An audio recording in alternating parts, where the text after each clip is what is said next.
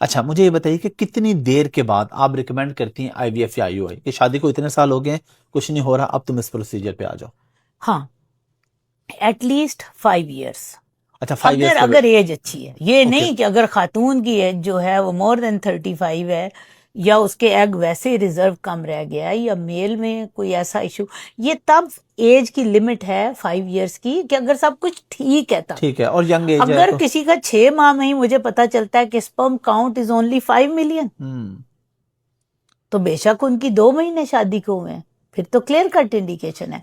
अगर किसी लड़की का पहले उसके ट्यूब्स बंद हो चुकी हैं, उसको ट्यूबरक्लोसिस था या कुछ और इशू था, एंडोमेट्रियोसिस में बड़ा कॉमन है, बड़े लकी होते हैं वो लोग जिनको एंडोमेट्रियोसिस के बावजूद भी बच्चे हो जाए, क्योंकि उसमें ओवुलेशन डिस्टर्ब हो जाती है, इम्प्लांटेशन डिस्टर्ब हो जाता है, यानी बच्चा अंदर जुड़ने जी। का अमल जो है वो खत्म हो जाता है। बाज़ दफ़ा लोगों की ट्यूब्स डैमेज हो जाती हैं, तो उन अच्छा, लोगों के जिस लिए